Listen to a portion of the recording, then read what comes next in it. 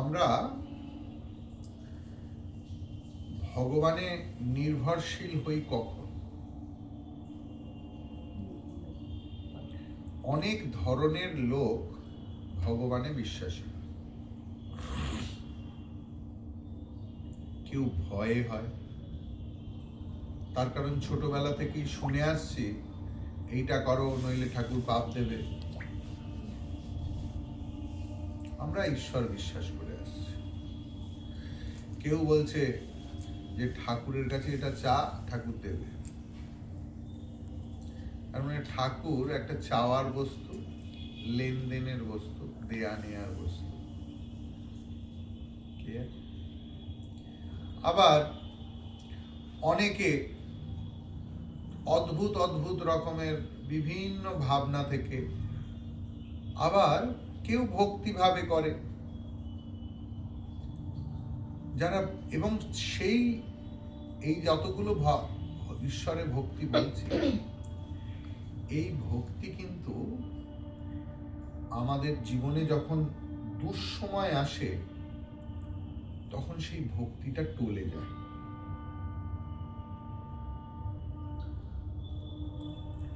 তার কারণ কোনো একটা উদ্দেশ্য নিয়ে আমার মনের মধ্যে ঈশ্বরের প্রতি শরণাগতি এসেছে। কিন্তু যে বিচক্ষণ ভক্ত,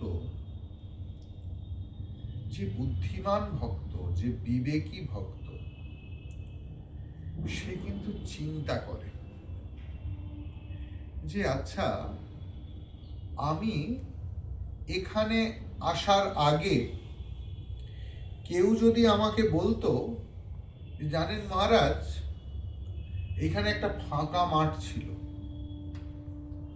সকালবেলা ঘুম থেকে উঠে দেখছি এখানে একটা সুন্দর বাড়ি হয়ে গেছে, আর সেখানে একটা মন্দির, আমরা বিশ্বাস করব? খুব মুশকিল। বা যদি কেউ বলে, আমি জানি না এই চেয়ারটা কে সাজিয়েছে, এখন ভাবুন, আপনি দেখে গিয়েছিলেন, হয়তো কেউ দেখে গেছে ফাঁকা হল, তারপর ওনাকে দেখেছেন চা খাচ্ছেন কি লোকের সঙ্গে কথা বলছেন, আর এসে দেখছেন যে সাজানো। তখন আপনি বলবেন, জানেন মহারাজ কি অদ্ভুত ব্যাপার হয়েছে, এসে দেখছি সমস্ত চেয়ার সাজানো। ওনার রাগ হবে কিনা যে আমি এত দূর, আমি এরকম চেয়ার সাজাই, আমি সাজিয়েছিলাম একরকম, ভেঙে ভেঙে চলে যাচ্ছে। এখন কথা হচ্ছে, এইরকম ভাবে যারা ভাবে তারা কিন্তু দেখে যে এই পুরো জগৎটা একজন সৃষ্টিকর্তা আছে। যেমন এই বাড়িটা হুট করে এরকম ভাবে উঠে আসেনি, তার অনেকগুলো প্রসেস হয়েছে, কেউ না কেউ সেটাকে তৈরি করেছে ইটের পর ইট গেঁথে গেঁথে। জীবনের প্রত্যেকটা বিষয় কোনো না কোনো কারোর দ্বারা সৃষ্ট। তাহলে সেটা যদি হয়, তাহলে এই জগৎটা আপনা আপনি হয়নি, তাহলে তার সৃষ্টিকর্তা আছে। তাহলে জগৎ সৃষ্টিকর্তা কি শুধুই ইট কাঠ পাথর জড় পদার্থ তৈরি করেছে? ঈশ্বর তো আমাকেও সৃষ্টি করেছে। আমাকে সৃষ্টি করেছে মানে আমার মন বুদ্ধি, আমার শরীর তো শুধু তৈরি করেন, আমার এতে হৃৎপিণ্ড, তাতে প্রাণ সঞ্চার করেছে, রক্ত দিয়েছে, মোটা বুদ্ধি হোক যাই হোক কিছুটা তো আছে, তাহলে সেই বুদ্ধিও ভগবানই দিয়েছেন। আবার স্যার আইজ্যাক নিউটন, তার বুদ্ধিও ভগবান দিয়েছেন। মানে সামওয়ান ইজ, সৃষ্টি মানে তো পার্শিয়াল হয় না, তাই না? আপনি বলতে পারেন না যে দেখো এই চেয়ারের আধখানা তুমি রাখো, আধখানা আমি রাখি, যে বাবা করলে পুরোটা করো। সৃষ্টিও তাই পুরোটাই ঈশ্বর সৃষ্টি, এইটা বিচক্ষণতা। তাহলে কি কি হলো না, এই পৃথিবী, সূর্য, চন্দ্র, গ্রহ, নক্ষত্র সব একজন সৃষ্টি করেছেন, তিনি সৃষ্টিকর্তা। তিনি এই শরীর সৃষ্টি করেছেন, তিনি আমার মন তৈরি করেছেন, বুদ্ধি তৈরি করেছেন। এইবারে আসি মূল কথায়। তাহলে তিনি সুখ সৃষ্টি করেছেন, দুঃখ সৃষ্টি করেছেন। তো তাহলে যে বিচক্ষণ সে বুঝবে যে আমি তো জানতামই না কোথায় থাকবো, ভগবান আমাকে এত কিছুর মধ্যেও এমন সুন্দর জায়গা দিয়েছে,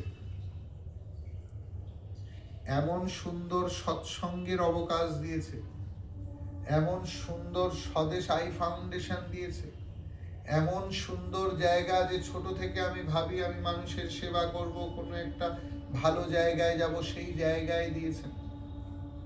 তাহলে এটা যদি মেনে নিতে পারি, তাহলে তিনি যদি এমন কিছু দেন সেটা যেটা আমার চাওয়ার বিপরীত, সেটাও তো ঈশ্বরেরই দেয়া। আজকে আমার চাওয়ার অনুকূলে কিছু পেয়েছি বলে আমি আনন্দিত হয়েছি, কিন্তু চাওয়ার প্রতিকূলেও কিছু যদি পাই সেটা আমার দুঃখ হতে পারে, কিন্তু সেটাও ঈশ্বরেরই দান। এই বোধ যার হয় সেই হচ্ছে জ্ঞানী ভক্ত, তার ঈশ্বর বিশ্বাস কখনো টলে না। উদাহরণ, রাজা হরিশ্চন্দ্র,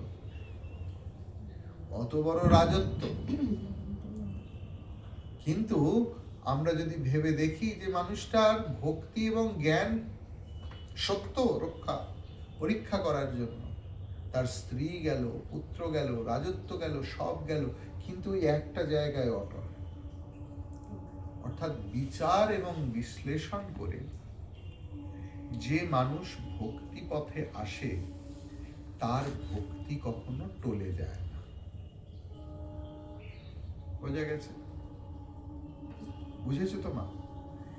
কেন এই প্রসঙ্গ এলাম? অর্জুন পুরো প্রথম অধ্যায়ে অত শ্লোক শুধু ভগবানকে উপদেশ দিয়েছে যে তুমি কি জানো না, এটা করলে এটা হয়, ওটা করলে এটা হয়, ওটা করলে, যুদ্ধ করলে কি কি ক্ষতি হতে পারে, আর তুমি আমাকে যুদ্ধ করার কথা বলছো, আমি যুদ্ধ করব না, এই আমি গান্ডীব ছেড়ে দিলাম। তারপরে বলছে আচ্ছা যুদ্ধ করা কি খুব খারাপ? তারপরে বলছে আচ্ছা যুদ্ধ করলে কি আমাদের সবাই মরে যাবে? আচ্ছা যুদ্ধ করলে কি কেউ স্বর্গে কেউ নরকে এরকম কিছু আছে? তার মানে আমি কোনোটাতেই স্থির হতে পারছি না, অথচ আমি জ্ঞানও দিয়ে যাচ্ছি। একজন দেখলাম টি শার্ট পরেছে, আমার এত ভাল লেগেছে, আর এখানে বুকে লেখা একটা লোকের মুখ এমনি করা, জ্ঞান দেবেন না প্লিজ।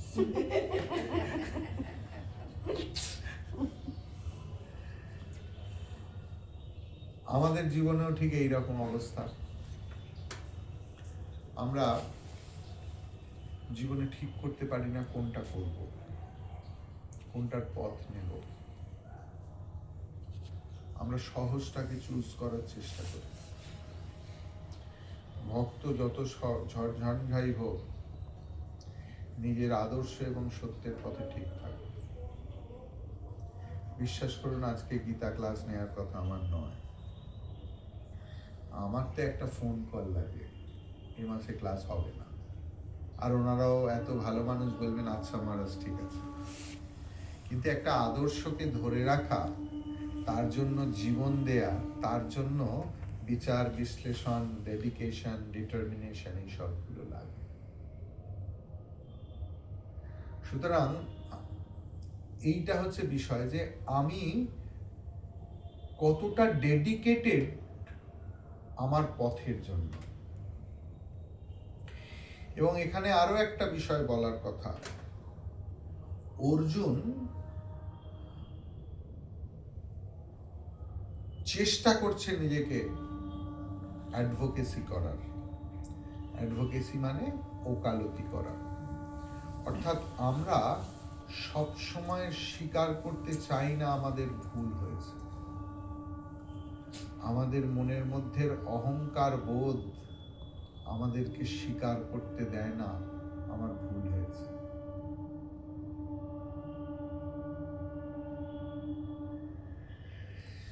আসুন। কার্পণ্য দোষোপহত স্বভাবঃ, বলুন। কার্পণ্য দোষোপহত স্বভাবঃ। না না মা, নিজের মতো করে না। আচার্য যখন বলবে একদম তার সুর নকল করে বলতে হবে।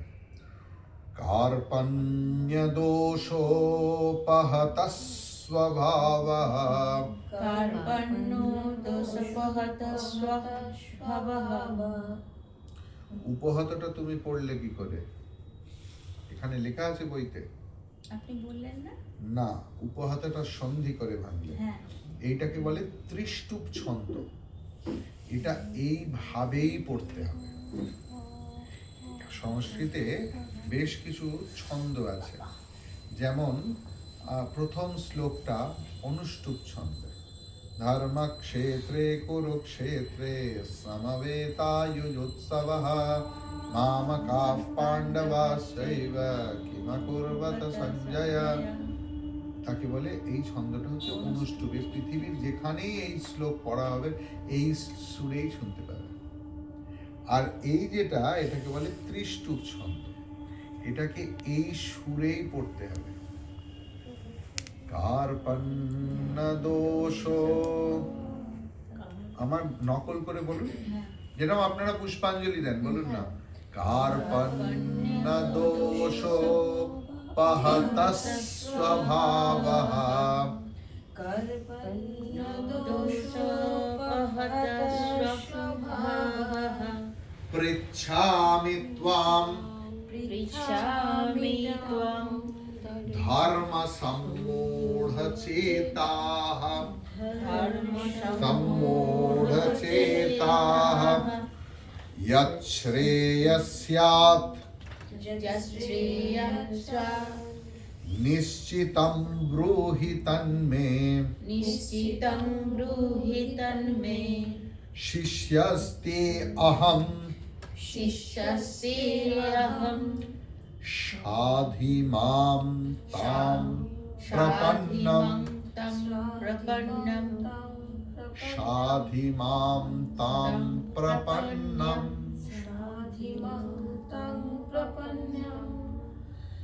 এর আগেই বলছিলাম যে অর্জুন আর পেরে উঠছে। আপনাদের শেষ লাইন দেখে, অর্থাৎ শিষ্যস্তে আহম সাধি মাম তাম প্রপন্নম, অর্জুন বললেন যে ভগবান আমাকে সাধি দিয়ে দাও, আমি আর পেরে উঠছি না। এইরকম যেন মনে না হয়। সাধি মানে শব্দটা অন্য। এখন চিন্তাবিদ মানুষ বুঝতে পারে যে আমরা যতই কথা বলি, যা কিছু করি, সবটা তাঁরই অঙ্গুলি হেলনে হচ্ছে। জীবনে একটা কিছু আমার ইচ্ছে অনুসারে হয়নি। যেটা হবার সেটাই হয়েছে। তার মধ্যে অনেক কিছু আমার ইচ্ছের সঙ্গে মিলে গেছে। না আমার ইচ্ছে আমি আমার বাবা মা পছন্দ করেছি, চুজ করেছি, না আমি আমার ইচ্ছে আমার পরিবার চুজ করেছি, না আমি আমার ইচ্ছে সংসার করেছি, না আমি আমার ইচ্ছে, না আমি আমার ইচ্ছে কোনো কিছু পেয়েছি। সবটা ভগবানের ইচ্ছে হয়েছে। যেদিন আমি ভগবানের ইচ্ছের সঙ্গে নিজের ইচ্ছেকে মিলিয়ে দিয়েছি, সেদিন আমি সুখী হয়েছি। যেদিন আমি ভগবানের ইচ্ছের সঙ্গে নিজের ইচ্ছেকে মেলাতে পারিনি, সেদিনই আমি দুঃখী হয়েছি। তাই তো ভেবে দেখুন, সুখ দুঃখের থিওরি তাই। কোনো কিছু আমি করিনি। এমনকি কল্যাণ বাবুকে জিজ্ঞেস করুন, উনি যদি বলেন যে আমি স্বদেশ আই ফাউন্ডেশন করেছি, ইচ্ছে অনেক ছিল, কোথা থেকে যে কি হয়ে গেছে সেটা উনিও ব্যাখ্যা করতে পারবেন না। এবং উনি সেই প্রভুর ইচ্ছের সঙ্গে নিজের ইচ্ছেকে মিলিয়ে দিয়েছেন, তাই একটা প্রতিষ্ঠান এত সুন্দর হয়েছে। অর্জুনের অবস্থাও ঠিক তাই। অর্জুন বুঝতে পেরেছে আমি যতই বলি যতই কিছু করি একটা জায়গায় গিয়ে আমি আটকে যাচ্ছি। তাহলে মানুষ কিভাবে নিজেকে ভগবানের ইচ্ছের সঙ্গে খাপ খাওয়াবে?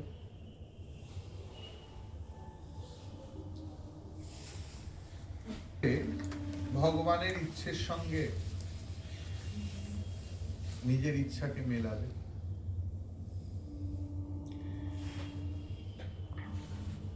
না, ধরুন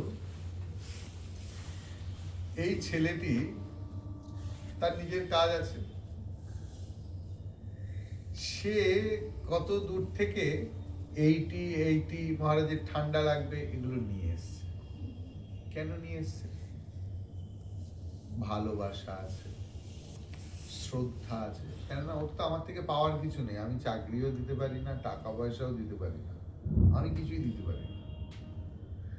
কিন্তু তারপরেও যখনই এই মনের মধ্যে ভালোবাসা, শ্রদ্ধা, ভক্তিগুলো আসে, তখন মুখের কথা খসাতে না খসাতেই জিনিসগুলো যে হ্যাঁ আজকে আমারটা বড় কথা না, আজ এটা ওনার চাই। অর্জুন সেই কথাটাই বলল, শিষ্যা তে অহম সাধি মাম তাম প্রপন্ন। আমি তোমার শিষ্যত্ব গ্রহণ করলাম। শিষ্যত্ব গ্রহণ করা মানে কি না, যেখানে আমরা রাত দিন চেঁচাচ্ছি আমাদের ব্যক্তি স্বাধীনতা নিয়ে, নারী স্বাধীনতা নিয়ে, ফ্রিডম নিয়ে, প্রাইভেসি, এমনকি স্বামী স্ত্রী একে অপরকে বলছে আমার কি কোনো ব্যক্তিগত জীবন নেই, এসব আপনারা শুনে থাকেন,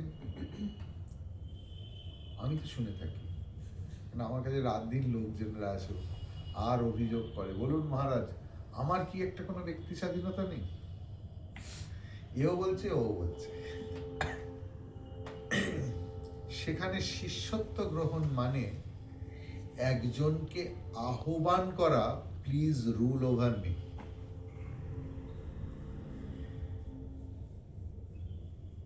একজনকে আহ্বান করা এবং পুজো করে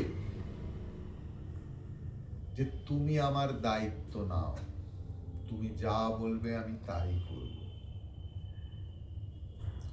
তুমি আমায় শাসন করো, আমার জীবনের সমস্ত স্বাধীনতা আমি তোমার হাতে তুলে দিলাম।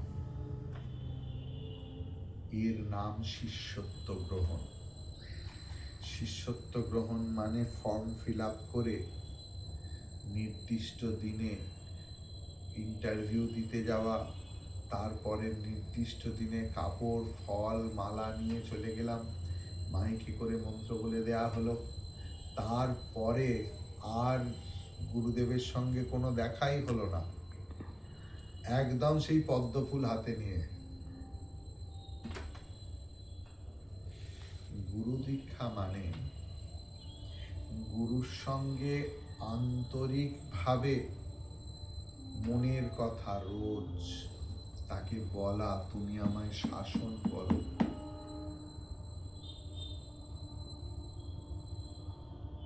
ওইটি প্রেমের গান নয়, আমার হাত ধরে তুমি নিয়ে চলো সখা, আমি যে পথ চিনি না, এটা গুরুকে বরণ করার গান।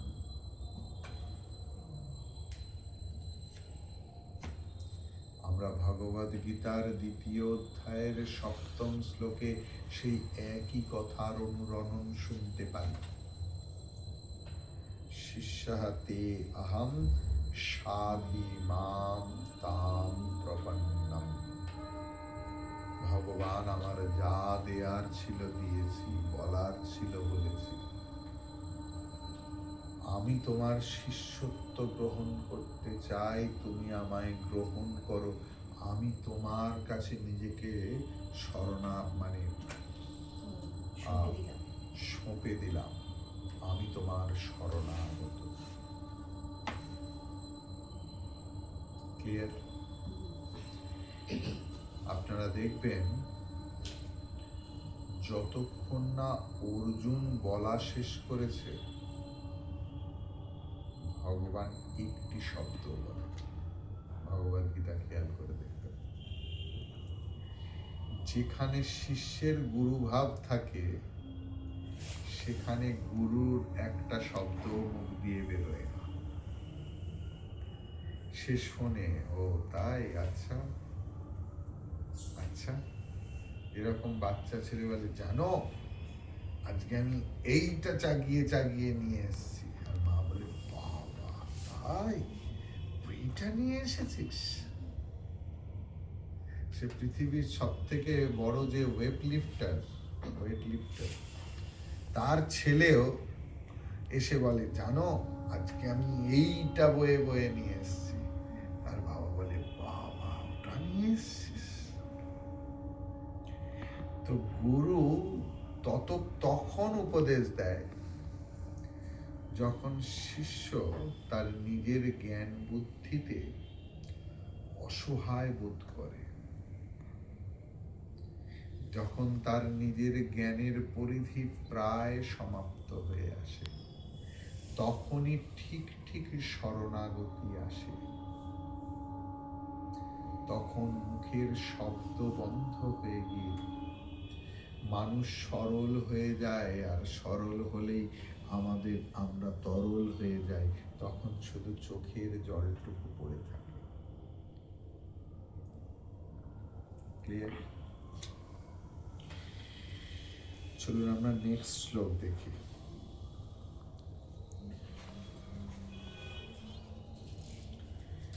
নাহি প্রপশ্যামি মমাপনুদ্যাৎ। ও নাহি, আচ্ছা এইটুকু ছোট্ট ছোট্ট করে বলবেন, হ্যাঁ? নাহি প্রপশ্যামি নাহি প্রপশ্যামি মমাপনুদ্যাৎ মমাপনুদ্যাৎ যচ্ছোক যচ্ছোক মুচ্ছোষ মুচ্ছোষ নমিন্দ্রিয়াণি নমিন্দ্রিয়াণি ইন্দ্রিয়াণাম অবাপ্য ভূমা অবাপ্যভূমা वसपत्नमृद्धं वसपत्नमृध्यं राज्यं सुराणां राज्यं सुराणाम् अपि चाधिपत्यम् अपि चाधिपत्यं न हि प्रपश्यामि ममापनुद्यात्। আমি কোনো উপায় দেখতে পাচ্ছি না, আমি কোনো মতে শান্তি পাচ্ছি না। আমি সব কিছু করছি, শান্তি সিনেমার সামনে দিয়ে 25 বার ঘুরে আসছি, কিন্তু শান্তি পাচ্ছি না। ভগবান, তুমি আমায় রাস্তা বলে দাও। ইয়াত শোকম উৎশোষা, সন্ধির রুলেতে ওটা হয়েছে ইয়াচ্ছোকম উচ্ছোষণমিন্দ্রিয়াণাম। ইয়াত শোকা উৎশোষা ষণমিন্দ্রিয়াণাম। ঠিক আছে? এবারে বলছে এমনকি দেবতাদের ইচ্ছা যে নিষ্কণ্টক রাজ্য, আমি সেটাও চাই না। তার কারণ আমি বুঝতে পারছি আমার এর কিছু হওয়ার নয়। ভাবুন, মানুষ যখন খুব টেরিবলি দুঃখ পায়, তখন তার প্রিয় খাবারটুকু মুখের সামনে আনলে সে কি সেটা খেতে পারে? যখনই ইন্দ্রিয়ের খুব দাপাদাপি হয়, ইন্দ্রিয়ের দাপাদাপি মানে যখন খুব রাগ হয়, তখনও যদি কেউ বলে আরে একটু চা খাও, চা, আর চুপ রাখো তো চাপ তোমার, এখন আমার সমস্যার সমাধান বলো। দেখেছেন নিশ্চয়ই সংসার জীবনে রাগ মানে ইন্দ্রিয়ের দাপাদাপি। যখন আমাদের খুব খুশি হয় তখনও ওই মুহূর্তটাতে আমরা কিছু চাই না, রাগ রাগ, পরে খাবো, রাগ, আগে সবাই খাক। আমাদের যখন ইন্দ্রিয়ের দাপাদাপি চলে তখন আমাদের কোনো কিছু জাগতিক জিনিস ভালো লাগে না। তার কারণ আনন্দটি ভগবান।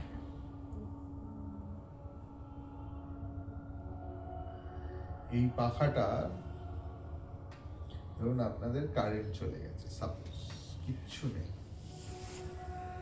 তো আপনারা কি করবেন? হয়তো বাচ্চা ছেলেরা থাকলে তাদের বুদ্ধি কি হতো, এই ওপরের কভারটা খুলতো, যে কেউ একজন পেন্সিল দিয়ে ঘোরানোর চেষ্টা করতো যাতে এইটা ঘুরে ঘুরে ঘুরে ঘুরে হাওয়া আসে।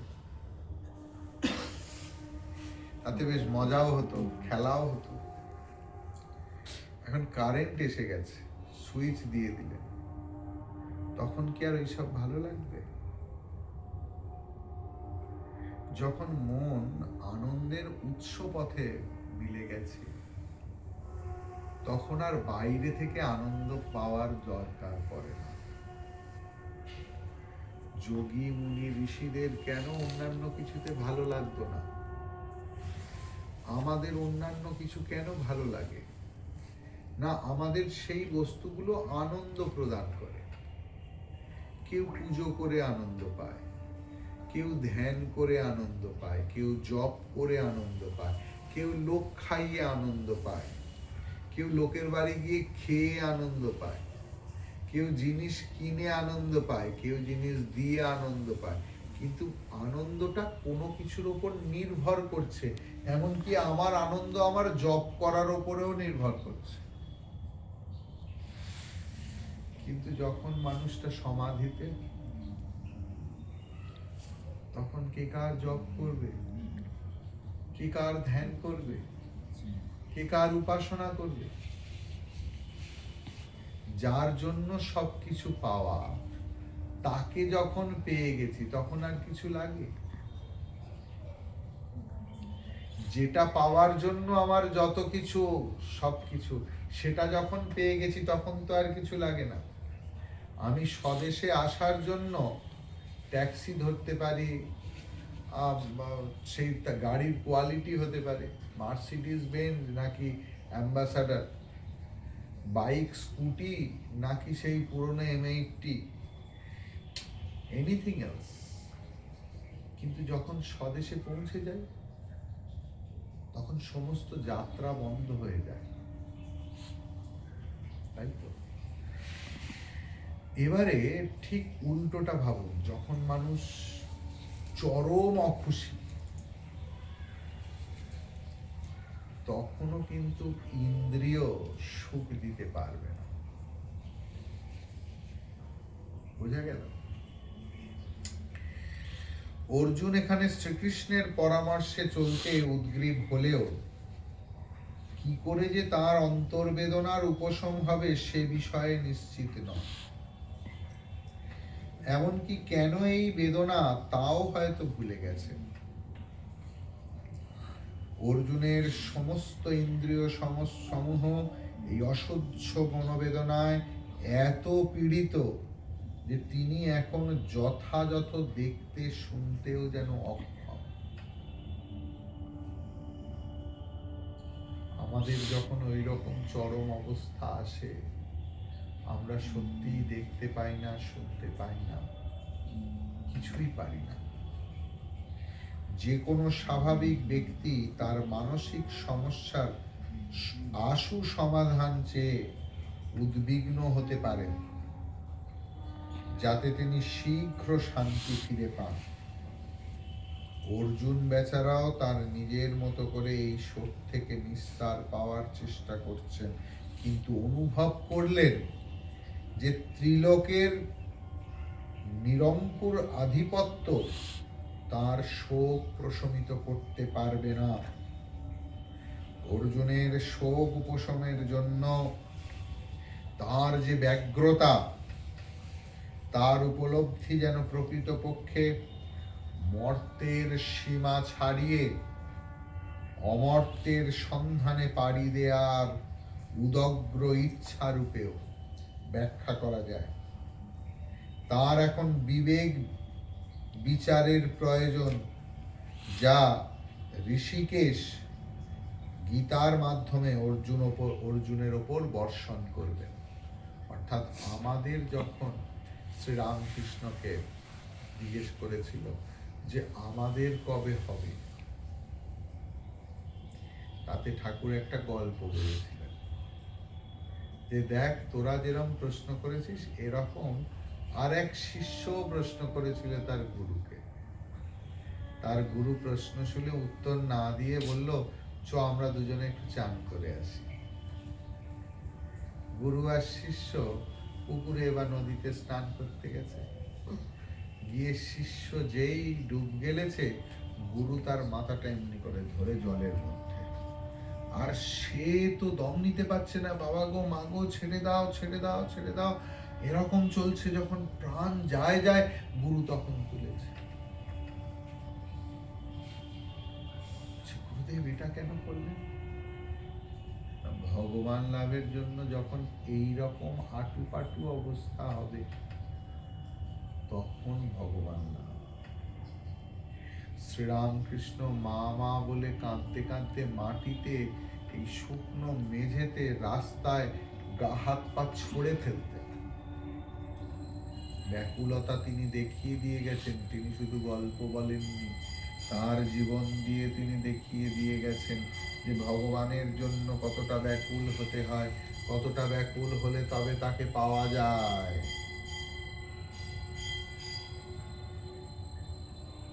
ঠিক আছে।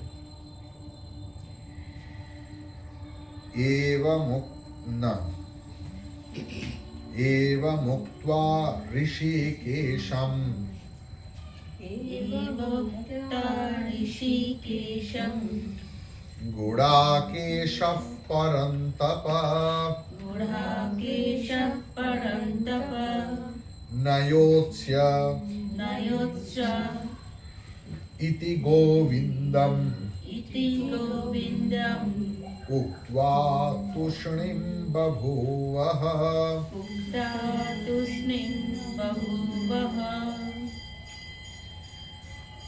ঋষিকেশকে এইসব কথা বলে গুড়াকেশ, গুড়াকেশ মানে যিনি নিদ্রাকে জয় করেছিলেন। নিদ্রাকে জয় করেছিলেন মানে তমগুণকে জয় করেছিলেন। অর্থাৎ কোনো কিছু খারাপ ছিল না অর্জুনের।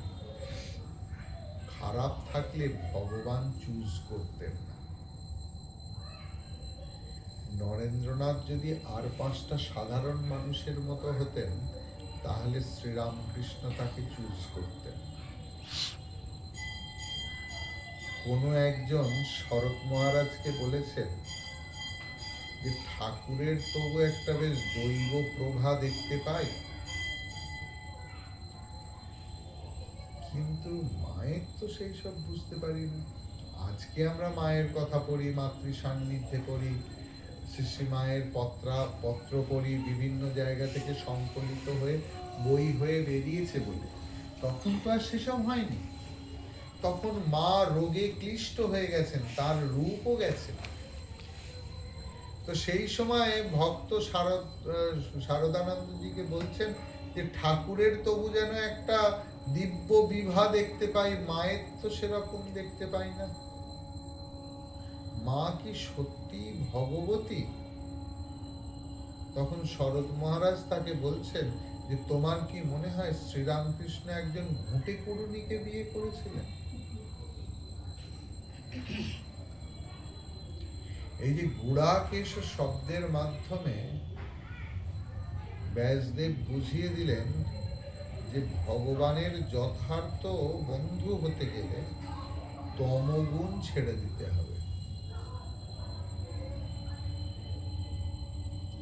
তমগুণ মানে আলস্য, নিদ্রা, কর্মবিমুখতা, মিথ্যে কথা বলা, অন্যায় কাজ করা, অপরাধ করা, অপরাধ প্রবণতা মনের মধ্যে, তাকে বলে তমগুণ। আজকে কেন বলছি, আজকে এর ওপর আমার বক্তৃতা ছিল, মানে ব্যাখ্যা করা ছিল, বক্তৃতা বলবো না, ব্যাখ্যা করা, অপরাধ প্রবণতা, তমগুণ ইত্যাদি। তো এইটা থাকলে ভগবানকে পাওয়া যাবে না। এবং যে গুড়াকেশ হয় সেই পরন্তপ হয়। পরন্তপ মানে কি? যে শত্রুকে তাপ দিতে পারে। শত্রুকে তাপ দিতে পারে মানে খুব বড় ফাইটার হতে হবে। কিন্তু স্বামীজি, আমার তো এত গায়ে জোর নেই, আমি না হয় তমগুণ ছেড়ে দিই। আমি কথা দিচ্ছি, আমি সদা সত্য কথা বলবো, সত্য বই মিথ্যে কথা বলবো না। আমি সর্বদা মানুষের সেবার জন্য চেষ্টা করব। আমার মনে কোনো রকম অপরাধ বোধ এলেই আমি সঙ্গে সঙ্গে এইটা সেইটা করবো। তাহলে আমি তমগুণ ছেড়ে দিলাম, কিন্তু লড়াই তো করতে পারবো না। কিন্তু এদিকে যে বলছেন যে যে জিতনিদ্র, যে তমগুণহীন হবে, সে পরন্তপ হবে, শত্রুকে তাপ দিতে পারবে, মানে কষ্ট দিতে পারবে। শাস্ত্রে কোনোদিনই বলা হয়নি যে তোমার শত্রু তোমার পড়শি, প্রতিবেশী। তোমার শত্রু তোমার নিজের মধ্যেই আছে, কাম, ক্রোধ, লোভ, মোহ, মদ, মাৎসর্য। তমগুণ থেকে বেরিয়ে না এলে তুমি তোমার কামের সঙ্গে লড়তে পারবে না, তুমি তোমার ক্রোধের সঙ্গে লড়তে পারবে না, তুমি তোমার লোভের সঙ্গে লড়তে পারবে না, তুমি তোমার মোহের সঙ্গে লড়তে পারবে না, তুমি তোমার অহংকারের সঙ্গে লড়তে পারবে না, তুমি তোমার পরের জন্য যে হিংসা ভাব তার জন্য লড়তে পারবে না। তার জন্য তোমার মন থেকে তমগুণকে সরাতে হবে। এটাও তো ওনার ইচ্ছাতেই হবে, নিজে থেকে কি দূর করা যাবে না? অবশ্যই যাবে। সবই যদি তো ওনার নিজের থেকে ইচ্ছাতেই হচ্ছে। না মা, সে অন্য ভাব।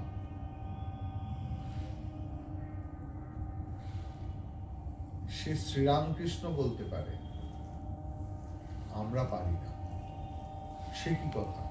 ঠাকুর একা একা করবেন বলে এসেছিলেন নাকি? না না, আমরাও শ্রীরামকৃষ্ণ হতে পারি। তাই জন্যই শ্রীরামকৃষ্ণের নররূপ ধারণ। তার অ্যাডভার্টাইজমেন্টের জন্য শ্রীরামকৃষ্ণ আসেননি, অবতারত্ব গ্রহণ করেন যে এটা তোমাদের পক্ষেও সম্ভব। কিন্তু যতক্ষণ না সেখানে পৌঁছচ্ছি ততক্ষণ আমরা ওই কথা বলতে পারি না।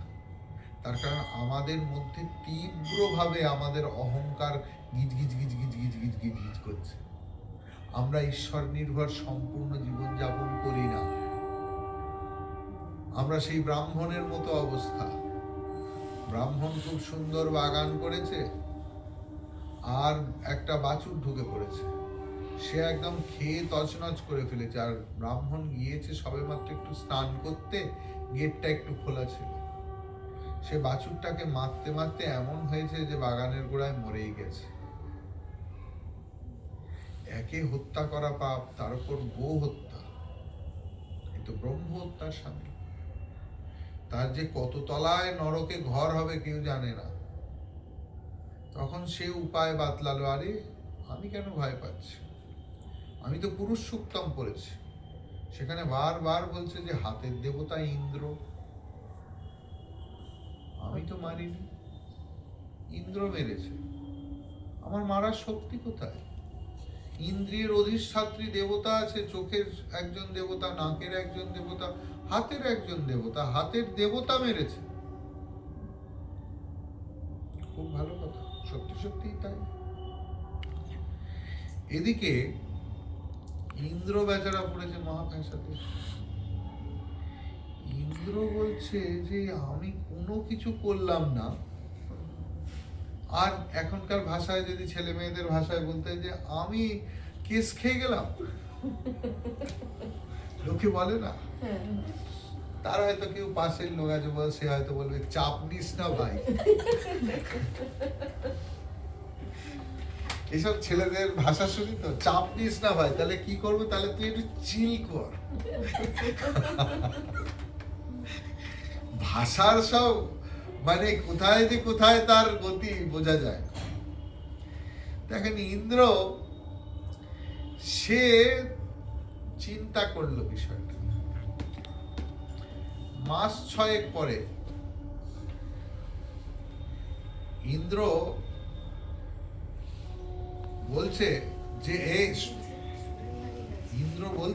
যে এই কেস খেয়েছে। বুঝলে, এই শব্দ শুনেছো তো তুমি? তারপরে আরেকজন বলছে চাপ নিস না ভাই, আরেকজন বন্ধু বলছে চিল কর। নিচে স্টুডেন্ট দাঁড়িয়ে আছে। তো যাই হোক, ইন্দ্র কি করলো, 6 মাস 8 মাস অপেক্ষা করলো। করে আবার বাগান সুন্দর সেজে উঠেছে। ইন্দ্র একজন ব্রাহ্মণের বেশে গেছে, গিয়ে ব্রাহ্মণের খুব প্রশংসা করছে। আর আমাদের প্রশংসা করলে এত ভালো লাগে না, সে যে কোনো কিছু যেটা প্রশংসনীয় নয়। কে যদি এখন আমাকে বলে যে ও স্বামীজি আপনার সাদা দাড়িগুলো কি বিউটিফুল, এটা কি প্রশংসার যোগ্য বলুন দেখি? তো প্রশংসা এমন একটা জিনিস, আমাদের খুব আনন্দ হয়, ব্রাহ্মণেরও আনন্দ হচ্ছে, ব্রাহ্মণেরও খুব আনন্দ হচ্ছে যে আমার প্রশংসা করেছে। ওমা, তারপরে কথায় কথায় কথায় কথায় বলছে এই বাগান কে করেছে গো? এই মানে আমি করেছি, আমি ছাড়া আর কে করবে আমার এখানে? আমার স্ত্রী তো ঘরের কুটোটা ছেড়ে দুটো করবে না, তারটা আমি করে দিলেই ভালো। কেন, ছেলে মেয়েরা আছে তো? আরে বলবেন না, দুটোই বকাটে হয়েছে। এই আমি আর যতদিন আছি ততদিন এইসব দেখতে পাবেন। এই বাগান আমি ছাড়া, এই শর্মা ছাড়া কে করবে? ও তাই, বাবা এত সুন্দর। আচ্ছা, ওই গত 6 মাস আগে যে গরুটা মরে গিয়েছিল সেটাকে কি করে কে মেরেছে গো?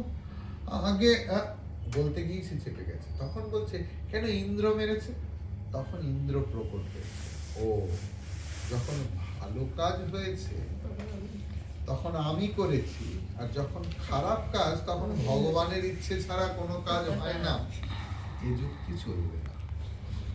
ভগবান আমাদের মধ্যে পুরুষকার দিয়েছেন, ভগবান দিয়েছেন আমাদেরকে গুরু, জপের মন্ত্র, কিন্তু ইচ্ছে শক্তিটাও দিয়েছেন, সেটা দিয়ে জপটা তোমাকে করতে হবে। সুভাষিতানিতে একটা শ্লোক আছে, নাহি সুপ্তস্য সিংহস্য প্রবিশন্তি মুখে মৃগাহ। ঘুমিয়ে থাকা সিংহের মুখের মধ্যে হরিণরা পুটপুট করে ঢুকে পড়ে না। ভগবানকে সে হয়তো প্রার্থনা করেছে, ভগবান আমি তোমায় এতদিন ডাকছি, তোমায় পিঠে চড়িয়ে চড়িয়ে প্রত্যেক বছর শরৎকালে নিয়ে যাই, আমার পিঠ ব্যথা হয়ে গেছে, আমার একটু খাবার দাবারের তো ব্যবস্থা করো। তো ভগবান হরিণ এনে দিতে পারে, শিকারটা তাকে করতে হবে, খেতেটা তাকে হবে, না হলে ক্ষুধা মিটবে না। তাই ভগবান আমাদের মধ্যে সবকিছু দিয়েও ইচ্ছা শক্তিটা দিয়েছে। এই ইচ্ছা শক্তির জন্যই তুমি আজকে এসেছো, এই ইচ্ছা শক্তির জন্যই কয়েকজন এসে চলে গেছেন, এই ইচ্ছা শক্তির জন্যই কেউ কেউ ভেবেছে যে দূর এর থেকে ঘরে বসে থাকাই ভালো। টিভি সিরিয়ালে আজকে একটা দারুণ জিনিস আছে, যে মেয়েটাকে মারা হয়েছিল বন্দুক দিয়ে, সে আবার ফিরে এসেছে। তার ডবল রোল নাকি, এটা একটা সাংঘাতিক দেখার বিষয়, না হলে যেন পৃথিবী রসাতলে চলে যাবে। ইচ্ছে শক্তি, ওই যে এবা মুক্ত্বা ঋষিকেশম গুড়াকেশঃ পরন্তপ নয়োৎস্য ইতি গোবিন্দম উক্ত্বা তুষ্ণীম বভূব। আমি আর যুদ্ধ করব না বলে চুপ করে রইলেন। শুধু ওইটুকু পর্যন্ত দাগ দিয়ে রাখো, পরের দিনের ব্যাখ্যা করবো আমি। ওম পূর্ণমদঃ পূর্ণমিদং পূর্ণাৎ পূর্ণমুদচ্যতে পূর্ণস্য পূর্ণমাদায় পূর্ণমেবাবশিষ্যতে। ওম শান্তি শান্তি শান্তি। হরি ওম শ্রী গুরুভ্যো নমঃ। হরি ওম।